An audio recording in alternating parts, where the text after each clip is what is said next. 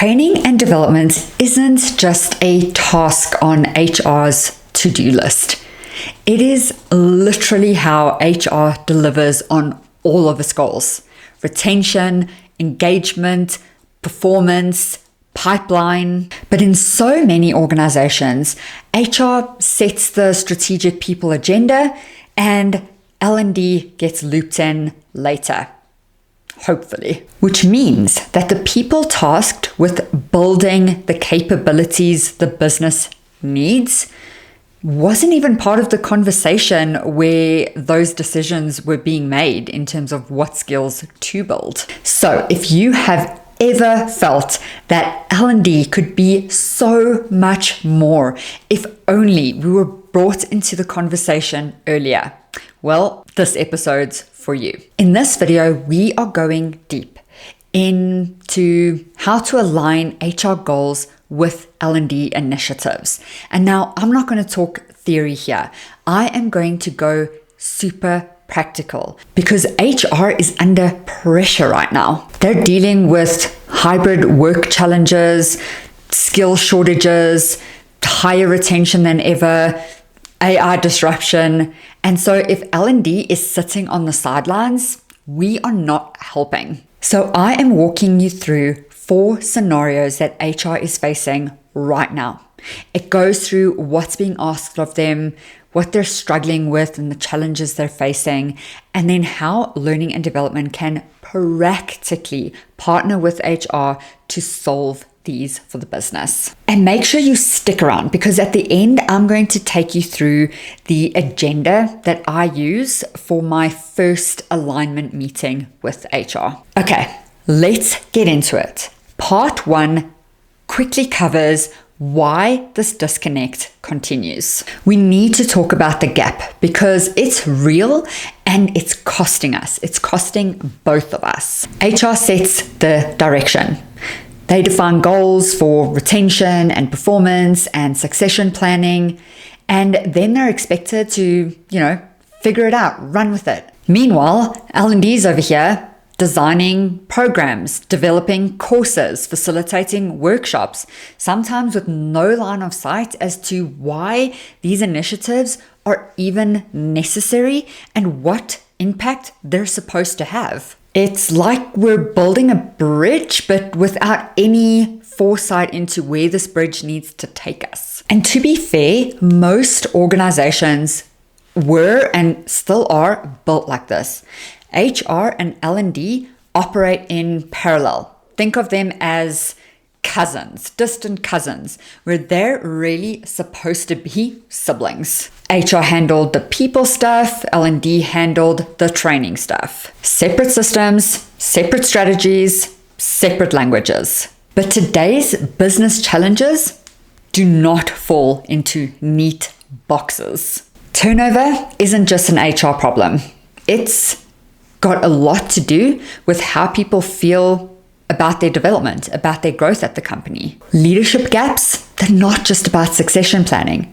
They're about whether the leaders are building the right capabilities that they need to lead a team in today's environment. And poor performance, it's almost always a mix between lack of clarity, lack of support, and lack of skills. So when HR sets goals like improve retention in critical roles, build a stronger leadership pipeline, or drive cultural alignment in a hybrid environment, these goals will never be met with policy changes. They need behavior change, capability growth, development, and obviously that's where we come in. And if L&D is still being brought in after the goals are set, after those engagement surveys, or after the turnover spike, then we're being brought in to fix something that we weren't a part of shaping in the first place. And that's not partnership. That's a cleanup mission. So if we want to actually align our learning and development initiatives with HR goals, we cannot sit around waiting to be invited to the table. We bring up a chair and we start by having a conversation. Because when we understand what HR is being measured on, what their pain points are, we can truly create learning and development solutions that actually move the needle. And that's exactly what this episode is all about. So we are going to jump into the next part, which are 4 of the biggest problems facing HR today, and how learning and development can practically partner with them so that we are building the solution together. So part 2 is real HR pressures and how learning and development can partner. Scenario 1 is all about the AI disruption dilemma. Yes, we can all relate. So let's set the scene. Everyone's talking about AI. What to automate, what to adapt, what to avoid. But for HR, the pressure is not really the tools.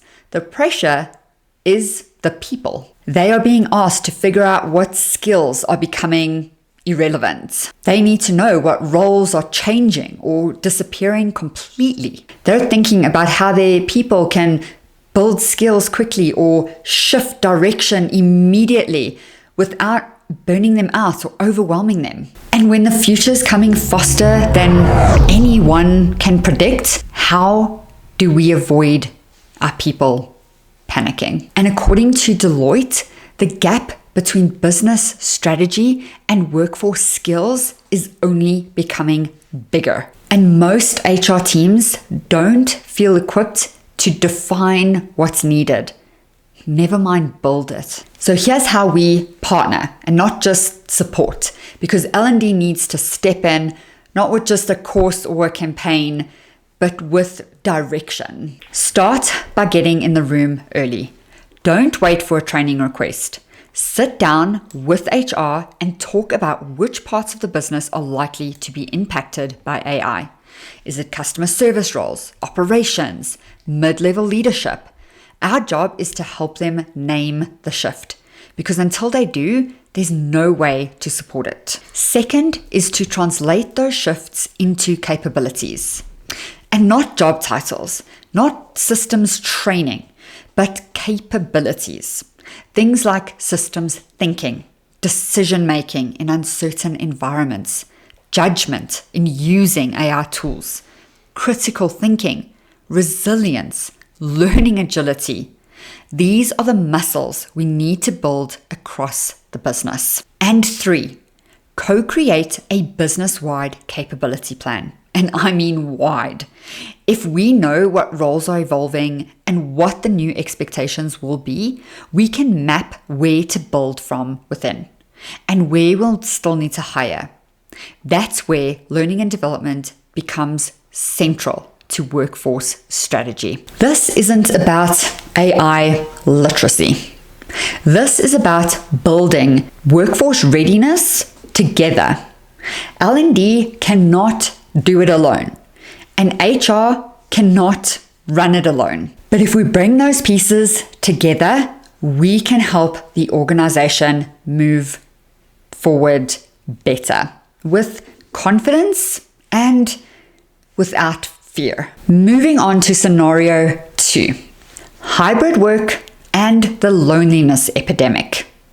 Hybrid work is not new, but the consequences are becoming a little bit harder to ignore. People are feeling truly disconnected, cultures are watered down, and when communication starts to break, everything else follows. According to Lattice, communication breakdowns, fractured team cultures, and inconsistent leadership are just some of the main concerns that HR teams are facing when it comes to hybrid workplaces. HR is being tasked with rebuilding connection between people who rarely see each other. They need to keep culture alive without mandating a return to office, and they're tasked with supporting managers who are also figuring it out as they go. And of course, stem the tide of disengagement and quiet quitting. And here's how learning and development can partner and not just patch it up with some e-learning. Number one is to ask HR where the breakdowns are happening. Not theoretically, but where are new hires struggling to feel part of the team? Which managers are seeing performance dips? What teams feel off after the shift to hybrid or fully remote? These are the spots where development can actually shift the experience. Number two, design development experiences that reconnect people, not just train them. So, for example, team-based learning where people solve real business challenges together. Facilitated group sessions where managers talk through what's actually hard right now. Or short practical learning boosts that tie into everyday moments, like giving feedback over Slack or Teams or leading a remote one-on-one. Number three, build leadership capability for this new reality. Don't assume your new managers know how to lead hybrid teams. Co-design with HR a core capability set for hybrid leadership. Communication, empathy, clarity, psychological safety, and build that into your leadership development pathways now. And this isn't about an engagement number on a dashboard. This is about supporting people in the way that they are working now. And learning and development is the one function that can support this. Let's move to scenario 3. Turnover tension in those critical roles. Let's set the scene. HR is stuck in a little bit of a revolving door at the moment. So critical roles are turning over faster than they can be filled. High performers are leaving. Internal mobility is slow, and new hires are taking longer to ramp up. Bravely shows that although capability building is the number one priority for most HR teams, it also says that only 12% of capability plans are aligned with the business. 12%. That is way too low. So the pressure is on. HR need to retain people that they cannot afford to lose, speed up onboarding in roles that are critical to growth, build succession pipelines and not do panic hires, and prove to leadership that development is making a difference. And here's where L&D steps up. Not to check a box, but to solve a problem. Number one, sit down with HR and define critical roles. Not just the ones with open recs, but the ones that drive revenue, stability, and culture. You cannot design strategically if you don't know what matters most. Number two, build onboarding with intention, not information overload. We don't need more slides. We need experiences that help people feel connected, clear, and confident in their first 30, 60, 90 days. That means aligning onboarding to performance milestones, not just task completions. And number three, design 1-year development pathways. This is where most companies drop the ball. HR might own the hiring, but L&D can shape what happens from day one. Partner with HR to co-design growth journeys for high potential roles so people can see their next steps before they think about leaving. And number four, create capability building as a retention strategy. Not learning for learning's sake, but what would it look like to build what we need from within? When that becomes a shared goal between HR and L&D, retention stops being reactive and starts being intentional. Scenario 4, the skills gap.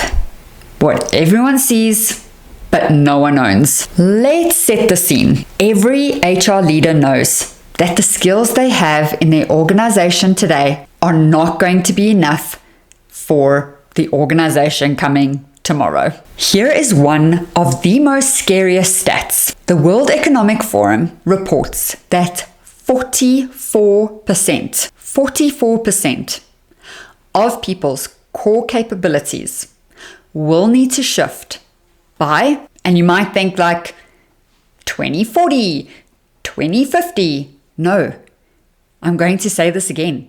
The World Economic Forum reports 44% of people's core capabilities need to shift by 2027. That is 18 months out from me recording this video. 18 months. And the biggest capability needs are things like critical thinking, resilience, emotional intelligence, adaptability, and tech comfort. HR knows this, the C-suite knows this, yet most organizations feel overwhelmed or just don't know where to begin. So HR is being tasked with defining the capabilities that matter most, building a strategy to close those gaps, figuring out whether to hire, develop, or automate, and deliver progress without overwhelming everyone. So how can L&D lead this? Number one, start by building a shared definition of capability. Sit with HR and ask, what's missing in our current workforce that's holding us back? What skills show up in high performers? What do we need more of to hit our 12-month goals? Here's how you begin shaping a capability framework that's actually usable. Number two, help HR link those capabilities to business strategy. Show them how resilience isn't just a soft skill. It's what helps frontline teams manage change, or how systems thinking helps middle managers lead across functions. You're not just mapping skills, you're making them matter. Number three, create capability journeys. Small steps with visible progress. Design short pathways that grow over time. Micro coaching, applied projects, real-time reflection, and make sure HR sees how these feed into career progression and succession planning. Number four, measure what shifts, not just what's launched. This is where the partnership really clicks. HR brings the people data, mobility, promotion, retention, and you bring the development strategy. Together, you can show what's working, where to invest, and where to pivot. Okay, that was a meaty section, and hopefully you got something out of one of those four real world challenges facing HR right now and how learning and development can support that. We're jumping now into part 3. Why this all matters. Because when we understand HR's real challenges and we show up with solutions instead of waiting for the request to come in, everything changes. We stop designing things based on assumptions and we start shaping workforce strategy from the get-go. And most importantly, we create a partnership that works both ways. You know this already, but it's worth saying out loud. L&D has the ability to shape behavior, mindset, performance, and growth, but only if it's aligned with the goals that matter to the business. And that alignment, it isn't a nice to have. It's the job. And it starts with one good conversation. We're almost done here, but as promised, here is the agenda that I use for those strategic alignment meetings with HR. And you can use it, tomorrow. First up on the agenda is the business priorities check-in. And here you can ask things like, what are your top 3 business outcomes you're being asked to drive right now? This keeps the conversation grounded in impact and not just people processes. Second, chat about talent pressure points. Ask, where are you seeing the most friction or concern when it comes to your people? This helps you identify what HR is hearing from the business and where L&D can help address root causes, not just the symptoms. Number 3, role spotlighting. Which roles are most critical to success in the next 6 to 12 months? You want to know where HR is focused so you can align your learning strategy to the exact spots where capability matters most. This agenda isn't rocket science, but it does turn a casual chat into a strategic conversation. And once you've had this conversation, you move away from being that training provider to being a thinking partner. A As soon as you're ready to start leading these conversations with clarity and confidence, I created something for you. It's called the Talent Enablement Impact Toolkit. And it's completely free. And it's a starting point for you to really business partner. I use these all the time, not just to partner strategically with HR, but also with the business. The link will be in the description, and it'll just help you stop chasing relevance and just start leading with real results. That was a really meaty episode. So I hope you have taken a lot of notes and made screenshots. Yes, I put those screens together for you. If you are listening on the podcast, it's going to be worth your while jumping into the YouTube and just screenshotting the conversations and some questions and things like that. I put them in there strategically just to help you so that you're not writing your arm off. Well, there's no other way to say this, but we're friends now, and I'm going to see you in the next episode.